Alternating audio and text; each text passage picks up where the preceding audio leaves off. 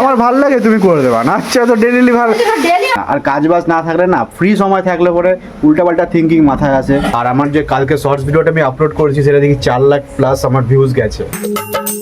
Good morning guys, welcome to my blog. আজকের ওয়েদারটা দেখেন একটু পুজো পুজো ভাইব আসছে, বেশ সুন্দর রোদ উঠছে, আকাশও মোটামুটি পরিষ্কার, যেটা আর কি পুজোর সময় থাকে। পুরো নীল আকাশ, অতটা নীল তো নেই তবে আছে হালকা হালকা। পুজোর আর মাত্র 55 দিন বাকি, আই থিঙ্ক, আমি যদি ভুল না হয়ে থাকি। আলাদাই একটা খুশি কাজ করছে। আগে না মানে প্রত্যেকবার আমার কি বলতো কোনো এক্সাইটমেন্ট থাকে না জামা প্যান্ট কেনার, ঘুরতে যাওয়ার। এবার যাই না কেন আমি মানে নিজেও বুঝতে পারছি যে একটা আলাদাই এক্সাইটমেন্ট কাজ করছে আমার মধ্যে। খুব ছোটবেলায় এই জিনিসটা হতো, মাঝখানে যেটা বন্ধ হয়ে গেছিলো, জামা প্যান্ট কিনতে ইচ্ছা করতো না। মা বলতো তবে কিনতাম ঠিকই, কিন্তু ওই আর কি মানে ইচ্ছা করতো না। এবার যাই না কেন মনে হচ্ছে যে জুতো কিনবো, জামা প্যান্ট কিনবো, পারফিউম কিনবো, সব আলাদা করে একটা লিস্ট করা হয়ে গেছে। সেই কারণে শপিং মলেও গেলাম, জামা প্যান্ট চুজ করে রেখেছি, পরে গেল পরে কিনবো। হাওয়াই গিয়ে আমরা খাওয়া দাওয়া করবো, একটা আলাদাই এক্সাইটমেন্ট কাজ করছে। তারাই বড়া করে রাখছো, খাও না কেন মা? খাও আরো খাও, করে রাখছো এতগুলো। আমি খাই দুটা। আজকে সকালে ব্রেকফাস্ট এই কেক আর তালের বড়া। তো মাকে জিজ্ঞাসা করি পুজোর কি এক্সাইটমেন্ট, বলো। বেড়াবা? যা দিবি কিনে কিনে দিবি তোরা, ভালো মন্দ। আরে কিনাটা বড় কথা না, ঘুরতে বেড়াবা কিনা সেটা বলো। সেটাও তোদের উপরেই। আমি কোনোবার কিন্তু মাকে বলি না এসব ব্যাপার। এইবার আমি বলতে চাই, আমি বলি কখনো বলো, তোমরা আরো বলো। নিয়ে না ব্যাপারটা সেটা বলছি না, আমি বললাম যে এই যে ঘুরতে যাবো, এই করবো, এটা আলাদাই যে এক্সাইটমেন্ট, এটা কিন্তু আমি প্রকাশ করি না কোনো সময়। কিন্তু এবার যাই না কেন একটা মন থেকে আমার ইচ্ছা করছে যে না বেড়াবো, একটা আনন্দ কাজ করছে মনের মধ্যে। তোরা আনন্দ থাকবি, আমাদেরও দেখে শান্তি।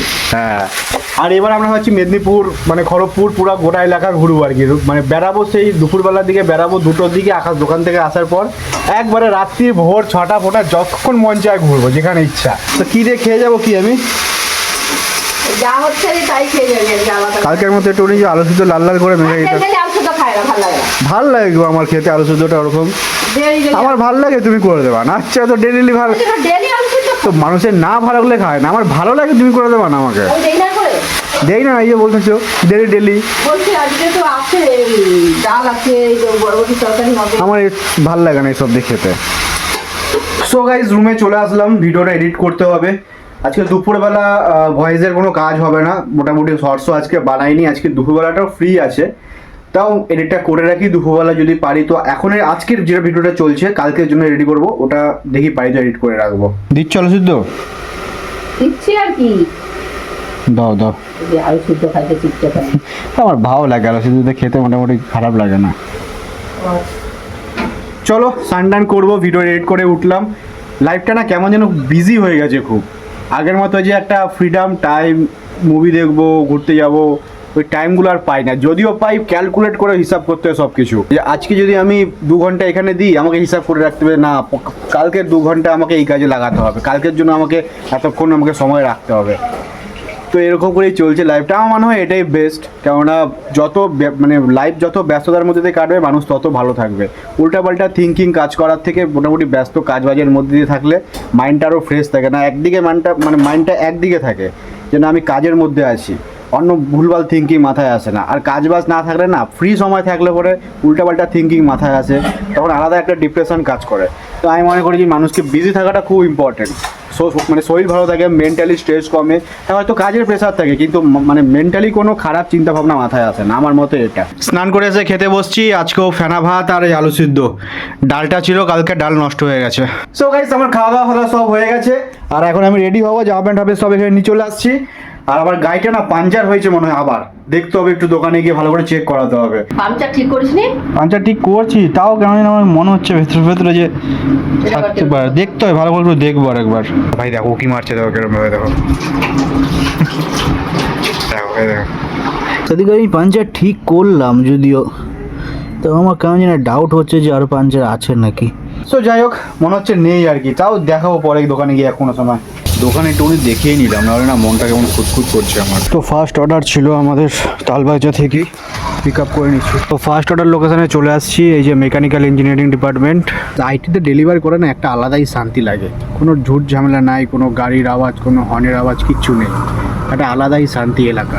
সো গাইস অর্ডার ডেলিভার করে দিচ্ছি, ওয়াও চায়না গ্যারান্টেড দেখাচ্ছে। ওখানে গিয়ে বসবো এখন দেখি, আর নাহলে হেরিটেজে গিয়ে বসবো।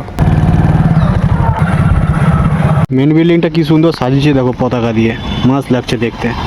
তো গাইজ আমিগোস থেকে একটা অর্ডার পিক আপ করলাম। আজকে অর্ডারের অবস্থা এত খারাপ সে কি বলবো তোমাদের, এক্ষুনি পড়ে যেত রে।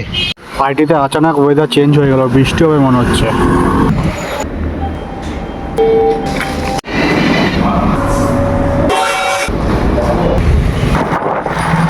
সো গাইজ বাড়িতে চলে আসছি আর ওয়েদার এখনও মেঘলা করে আছে, বৃষ্টিটা হয়নি, বেঁচে গেছি। ব্যাগটা যবে থেকে না নিয়ে যাই না তবে তো একটা চিন্তা থাকে যে বৃষ্টি হলে পরেই ভিজবে, কেননা খাবার টাবার তো ব্যাগের মধ্যে রেখে ওটা ওয়াটারপ্রুফ ছিল, কিন্তু এই ব্যাগটা তো ওয়াটারপ্রুফ না। যাই হোক, মুখ চোখের অবস্থা পুরো খারাপ হয়ে গেছে। ফোনটা চার্জ নেই, একদম চার্জে বসাতে হবে। সো গাইজ খেতে বসে গেছি, মা ঘুমাচ্ছে আর মাকে জন্য ডাকেনি। কাঁচকলা আলুর তরকারি আর ডিম ভাজা দিয়েই খাচ্ছি। তো এখন আমি বানাচ্ছি চা। বাবা বললো যে একটু চা বানা, এই জন্য লিকার চাই বানাবো। জল দিয়ে দিয়েছি, এবার চিনি দিতে হবে। এটা নাকি